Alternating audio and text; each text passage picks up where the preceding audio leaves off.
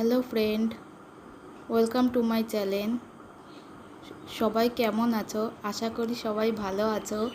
আজ আমি তোমাদের শেয়ার করব তালের কেক বানানো। এখানে আমি কেকটা কোনো রকম মেজারমেন্ট ছাড়াই বানিয়েছি। এখানে আমি চায়ের কাপ দিয়ে সঠিক মাপসহ বানিয়ে দেখাবো। চলুন তাহলে শুরু করা যাক। এখানে একটা বোল নিয়েছি। যেহেতু আমি চায়ের কাপ দিয়ে কেকটা বানাবো, তাই এখানে একটা মিডিয়াম সাইজের চায়ের কাপ নিয়েছি। এই কাপটার 2 কাপ সমান মেজারমেন্ট কাপের 1 কাপ। এখানে আমি 2 কাপ ময়দা দিয়ে দিচ্ছি। এখানে আমি স্টেনারের ভিতর চেলে নেব। এবার চা চামচের 1 চামচ বেকিং পাউডার দিয়ে দেব। আর দেব চা চামচের 4 ভাগের 1 ভাগ বেকিং সোডা। এবার সমস্ত উপকরণ চেলে নেব।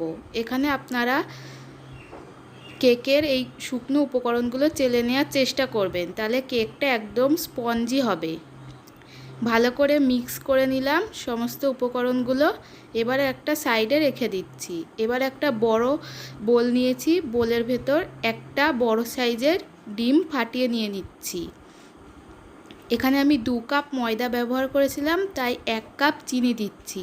আপনারা আপনাদের স্বাদ অনুযায়ী দেবেন।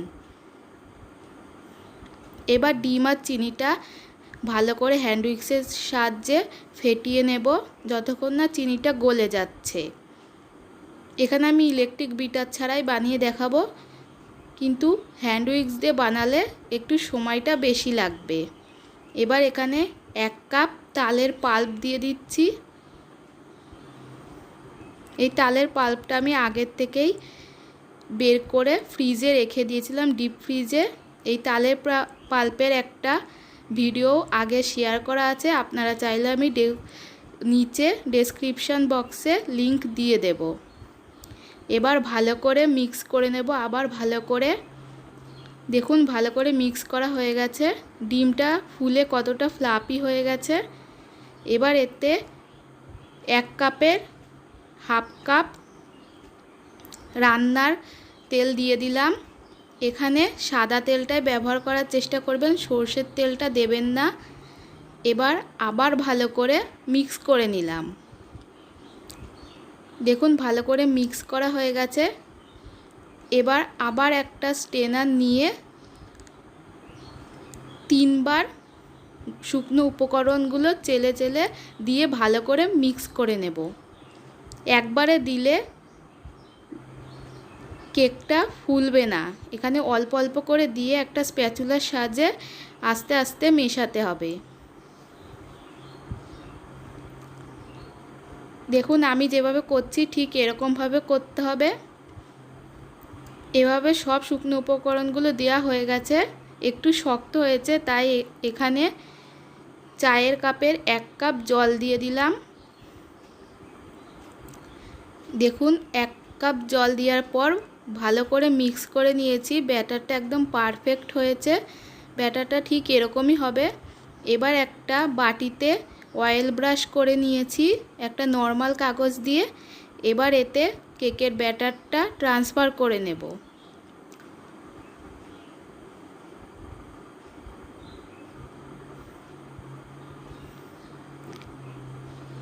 এবার একটা স্প্যাচুলার সাহায্যে ভালো করে কেকের ব্যাটারটা চারিদিকে ছড়িয়ে নেব, যাতে ভেতরে কোনো বাবেল না থাকে। এবার ভালো করে ট্যাপ করে নিলাম।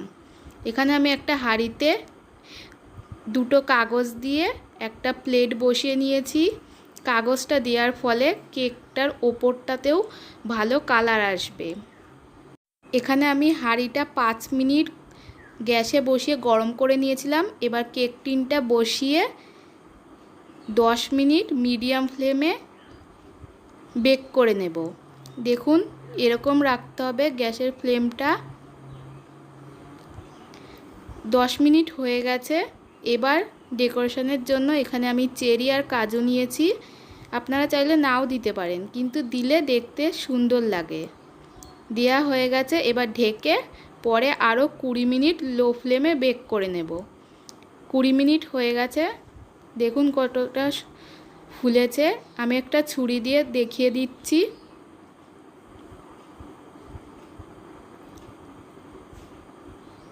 দেখুন ছুরিটা একদম ক্লিন এসছে, তার মানে কেকটা ভালো করে বেক হয়ে গেছে। এবার কেকটা ঠান্ডা করে নেব 10 মিনিট মতো। 10 মিনিট হয়ে গেছে, কেকটাও ভালো ঠান্ডা হয়ে গেছে। এবার আমি একটা ছুরির সাহায্যে সাইডগুলো ভালো করে কেটে নিচ্ছি। এবার একটা প্লেটে কেকটা নিয়ে নেব। যদি আমার এই রেসিপিটা ভালো লাগে প্লিজ লাইক, কমেন্ট আর বন্ধুদের কাছে অনেক অনেক শেয়ার করবেন। আর আমার চ্যানেলটি যারা এখনও সাবস্ক্রাইব করেননি তারা অবশ্যই সাবস্ক্রাইব করে দেবেন। দেখুন কাগজটা কতটা সহজেই উঠে যাচ্ছে,